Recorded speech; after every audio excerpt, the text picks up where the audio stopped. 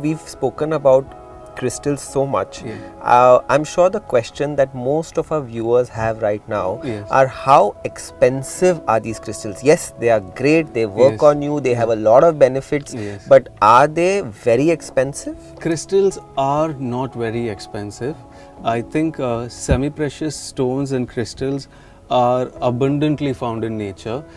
There's no shortage of them other than a few cases like a citrine. If you want 10 truckloads of amethyst to you delivered now, it is available. So they are not rare, but good quality ones can be less in Right. quantity. Right. That being said, still the prices are very affordable. They are not very expensive. Right. I think in our store we don't have any crystal bracelet that is above $1,000. Okay. Even in larger 10 mm to 12 mm sizes. Right. So if anybody is selling a crystal at a higher price, it can be to do with associated costs of selling it. Right. Yeah. So just for our viewers, Yeah. if I want to buy a simple black tourmaline bracelet, Yes. I know there's a range of it. Yes. What would be the starting range for a simple black tourmaline bracelet? In good quality, I think you can get a good black tourmaline bracelet between 400 to 600 bucks. Oh, that's very affordable. Yes. Talking about affordability, Yes. there's this huge chunk of crystal sitting right next to you. Yes. And like I told you, I love amethyst Yes. and my eyes are on it constantly. How much would a chunk like this cost? I'm not asking for a definite price, if you can just give me a price range. Bhaav, there's a very beautiful amethyst with some golden needles inside it. Those golden needles inside that called golden goethite, which is a characteristic of amethyst found only in Brazil. Okay. A cluster of this size of 10 kgs odd and in this clarity can touch upwards of 70,000-80,000. Wow. Yeah. On the other hand, it is important that it is said that, see, while this is a cluster of amethyst by itself, the rear of this is also amethyst as it was found. What we see on the market these days is huge caves of amethyst, massive caves of amethyst. But if you look at them very carefully, they are plastered with black cement at the back and at the base. Just to have that huge piece stand upright and straight, we have at least 10 kilos of black cement pasted to the floor. And then they market it as a 50 kilo amethyst cluster that we are giving you. But if you actually go to the depths of it, more than half the weight is just the cement that you're paying for, and not the value of amethyst. Wow. And also sometimes those tall, large pieces tend to be a lot of amethyst clusters of similar color and quality, very skillfully plastered together to make it look like one tall cave. So since we are talking about this, Yes. Viral, I know that it's very easy to get duped. Yes, There are a lot of people Yes. selling crystals that are treated, yes, and I want to touch upon that. yes.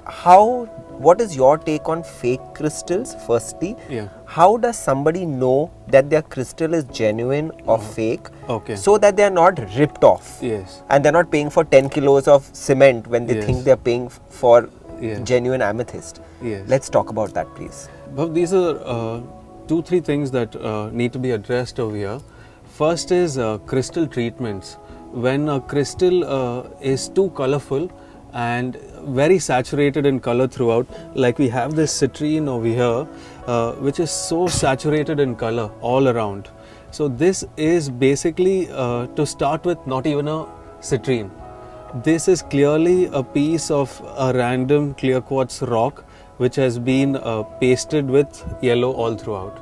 Okay. So when you see something that is so bright and glowing, you know that this is not a true crystal in the first place. Yeah, it does look very, very saturated. Very saturated. And this is another piece of amethyst that I thought will be a useful piece to show to our audience about how the color is just plastered all over. It is not a real piece of amethyst at all. And the scary part is, we thought initially that crystals could only be treated and enhanced in color, but now what we are seeing is entirely different crystals being projected as some other crystals. So this is not really an amethyst? It is not at all an amethyst. It's a clear quartz that has been sprayed with purple color on top, and the attempt is to pass it off as amethyst. You know, now that you're saying it, it makes sense because it's almost like it's opaque.